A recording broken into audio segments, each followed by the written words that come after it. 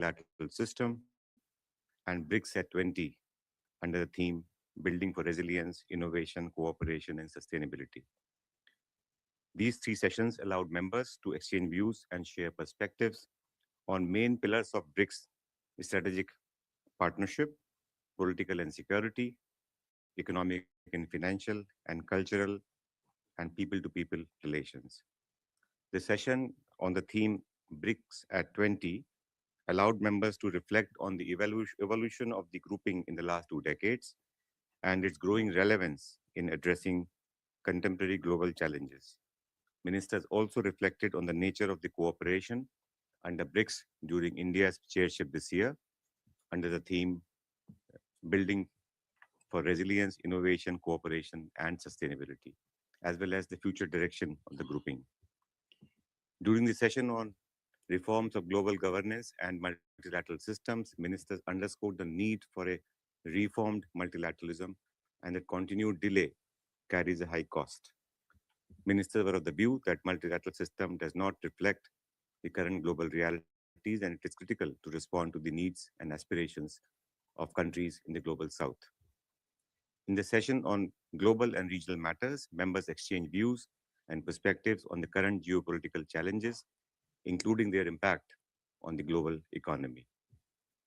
I would like to underline that foreign ministers meeting took place in the backdrop of productive engagement and a number of technical level meetings across thematic sectors of BRICS collaboration during our chairship. We have hosted so far as chair since January this year over 100 meetings, both in virtual and in-person mode.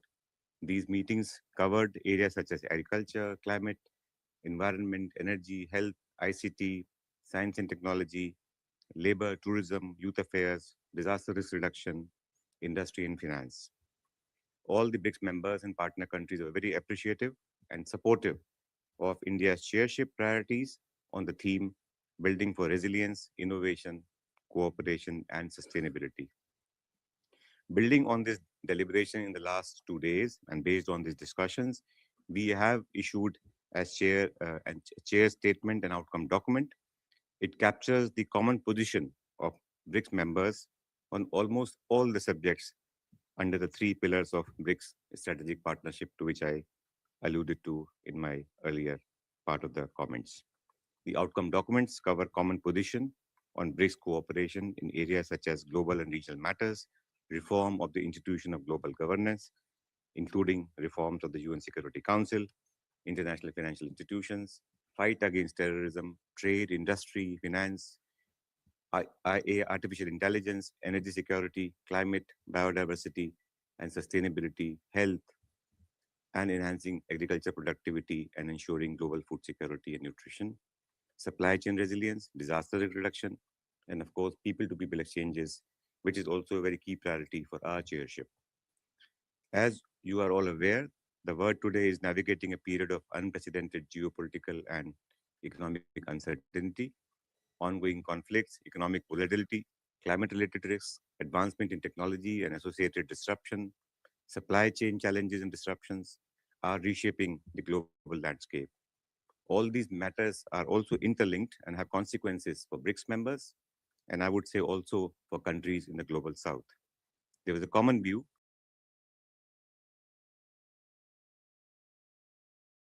achieving practical, actionable, inclusive, and development-oriented solutions through sustained engagement. I'm sure all of you have seen the statement made by Honorable EAM in the 3 of what we have said in this meeting, in these sessions. With these words, Vasu, I would be happy to respond to any question that my colleagues from media may have. Thank you. Thank you, sir. I would request all of you to raise your hands and introduce yourself and your outlet for the record for asking a question. We'll start with Siddhant. I think, sir, we all have one common question, the fact that there was no joint statement and UAE and Iran have been publicly sparring over it. So what's India's position on that? Reza at the back. Related question, Reza from Hindustan Times. There was a press conference by the Iranian foreign minister a little while ago, and he gave the impression that the UAE was the only country that held up consensus on a joint statement. I was wondering if we could have some more light on that, and whether India is hopeful of being able to reach consensus on this before the summit. Manish? So Manish Chand, India Rights Network. We heard of very strong, exchange of, views, rhetoric between the foreign ministers of Iran and UAE. Now, I also want to know what is the position of the other BRICS members, like new members especially. Say, for example, Egypt, Ethiopia. And he just spoke about the US only country holding up consensus. Is that true? Or there were dissenting notes within that overall? And what is India's strategy to navigate these differences going forward? Thank you. Ayushi? So this is Ayushi Iqbal from ANI. So what is India's response to expectations from Iran that New Delhi take a more proactive diplomatic role in this de-escalation efforts? Thank you. So, yes.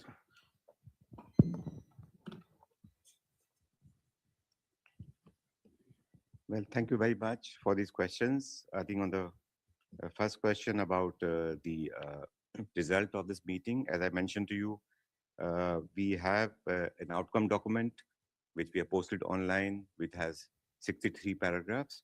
And if you look at that paragraph, as chair, it is our responsibility to make sure that we facilitate dialogue and discussion among all the members on all issues that are before BRICS at this stage. And I'm happy to share that almost in all matters that we are discussing under the three verticals of BRICS strategic partnership, political and security, economic and finance, cultural and P2P relations, we could find common grounds among all members.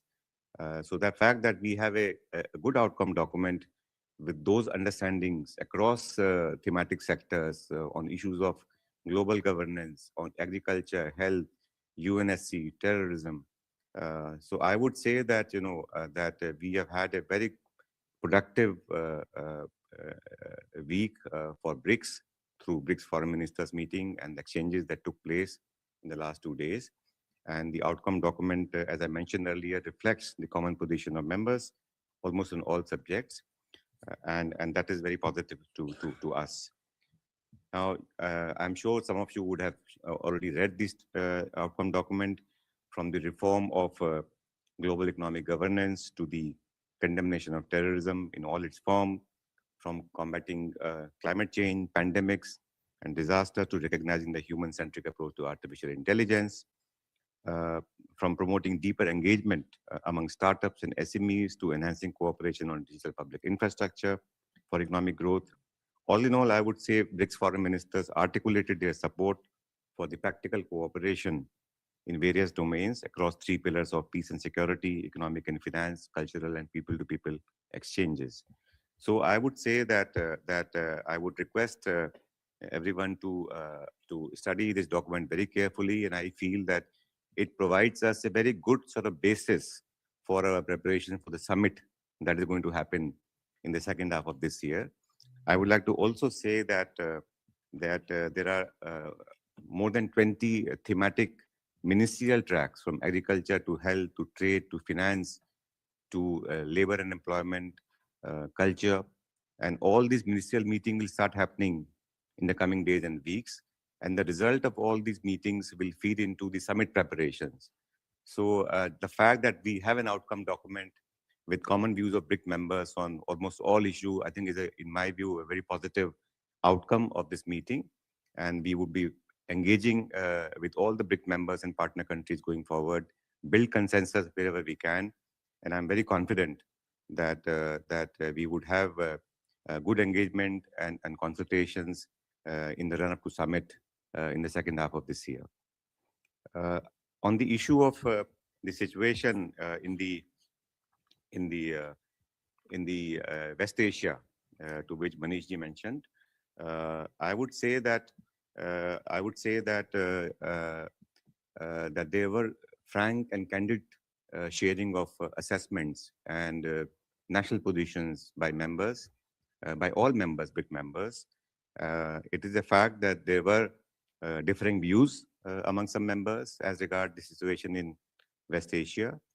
BRICS members, as I mentioned earlier, shared their respective national positions and shared a range of perspectives on this matter.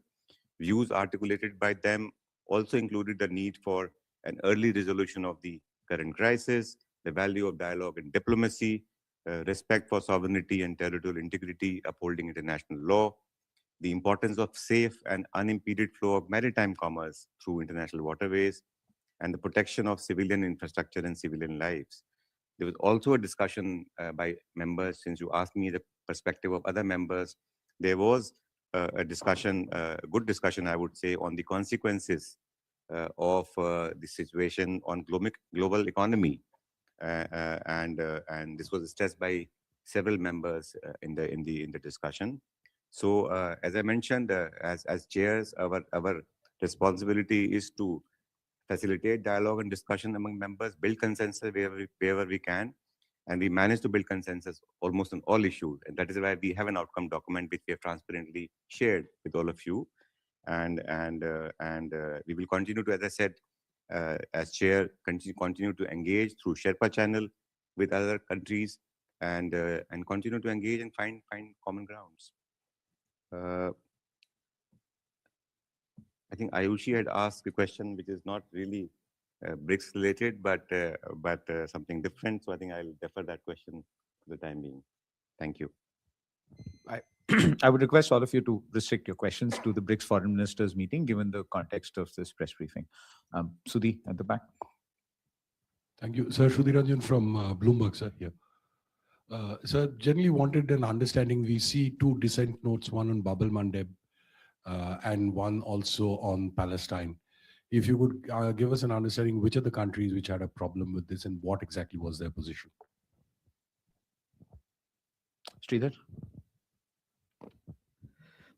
So, talking about these two paragraphs Shruti just spoke about, why would anyone oppose navigation through Bab el-Mandeb, and also on the Palestinian issue? One would presume that all of them are on the same page, and also the fact that India could not evolve a consensus on all issues. Can we? Does it make it very difficult for a complete consensus for the leaders summit? And just one final thing, if I could just sneak it in, right after UAE was a participant and the PM just went to the UAE. So are we to presume that we have sort of reconciled to the fact that we have to throw in our lot with one one part of the divide and so on? Thanks. Kallol? Sir, Kallol from the Hindu. Sir, considering that the language on Palestine in the BRICS chair statement and the outcome document is very clear. It calls for the creation of the Palestinian state with East Jerusalem as its capital. Considering the fact that the Prime Minister of India visited Israel just 2.5 months ago, and considering the close relation that we have with Israel, is this indicative of a shift in India's policy towards the region, or is it somehow rooted in some sort of historical continuity? Because we have not seen that sort of categorical statement on the creation of the Palestinian state with East Jerusalem as its capital in quite some time from the government of India. Keshav? Thank you, Secretary. Keshav Padmanabhan from the Print. Just on paragraph 26, which is where you have the dissent on Palestine, was the issue with regards to supporting the Palestinian Authority for their reforms? Or was it rather on the occupation of Gaza Strip and that's an inalienable right to Palestine? Which part of that paragraph was a problem? And if I may, paragraph 42 talks about the multilateral trading system and issues with tariffs based on climate change initiatives, which to the best of my knowledge refers to CBAM and such measures, as well as unilateral tariffs. So can you give us a sense of what was the discussion on this and whether the BRICS members had any sense of how to collectively respond to such measures that have been taken in the recent past by certain organizations and countries? Well, thank you very much. I think I'll start with the last question, perhaps, about the discussion and references to economic matters, particularly the unilateral measures or positions or regulation that country may have related to trade or trade-related aspect. You mentioned climate in this case. So did minister did really exchange views on global economic outlook, including concerns regarding unilateral measures and their disproportionate impact on developing countries. Now, I would like to also mention here that that this discussion was guided by BRICS' long-standing commitment, BRIC as a grouping, to a rule-based, non-discriminatory, transparent and inclusive multilateral trading system with WTO at its core. So to answer your question, yes, there was a discussion on such measures, and there are 2 or 3 paragraphs actually regarding this matter. As chair of the BRICS currently, our focus would remain going forward in building collaboration, cooperation, strengthening supply chain resilience, and also supporting the reform of the multilateral trading system. There's also a discussion on what happened in the recently concluded WTO Ministerial Conference in Cameroon and the reform of WTO and how all of us can work together to pursue the interest of countries in the global south. There were questions about the fact that since we have no full consensus, I would say, on one aspect of the BRICS collaboration, which is para 22 here, the situation in the Middle East, how will it impact the summit preparation? As I mentioned earlier, we have to see the outcome document in totality. The fact that we have common views of BRICS members on almost all the matters that we are discussing under the 3 verticals: political and security, economic and trade, and finance, cultural and people-to-people relations, to my mind and to our mind as chair, is very, very positive. And it, as I said earlier, it provides us a very good basis actually to pursue discussion and dialogue through various channels of communication we have under BRICS. We do meet as BRICS Sherpa virtually also regularly, apart from having in-person meeting. And as I mentioned earlier, we do have number of ministerial tracks, and many ministerial tracks are having meetings of working group. For example, health working group has 9, health ministerial track has 9 working groups ranging on different topics of interest to BRIC members. And I'm very confident that through discussions in the next few weeks and months in the run-up to summit, they will result into concrete deliverables and outcomes. And all this will come into play in terms of the preparations for the Leaders Summit in the second half of this year. And I'm very, very optimistic and confident that we will, through our dialogue and discussion, we will be able to build consensus on all these aspects for the summit. Finally, there were questions about 2 paragraphs in the declaration, in the outcome document, regarding some regional matters. As I mentioned earlier to you, as chair, it is our responsibility to make sure that we reflect the views of members in a very transparent and objective manner as possible. And we have done that in the outcome document. And if you look at these paragraphs, these 2 paragraphs which you mentioned, these paragraphs are specific to a region, and you know what region I'm talking about, in which one of the members from the region had a differing perspective on few elements. And it is our duty to make sure that we respect that view and hence this footnote. But going forward, as I said, we will continue to engage on these matters and make sure that we can find common grounds on these 1 and 1.5 issues that we have remaining in the outcome document. Finally, you're very right that we do have paragraphs regarding Palestine. I think BRICS has had a very coherent and clear view on matters relating to Palestine. If you look at the previous declaration, Rio Declaration, also we had a common view, and I'm happy that members and ministers could discuss these matters again in a very candid manner and could articulate that common view again. So I don't see this as a departure, perhaps, to my mind, but as a reflection of BRICS countries making sure that they have a view and they are willing to express that view collectively.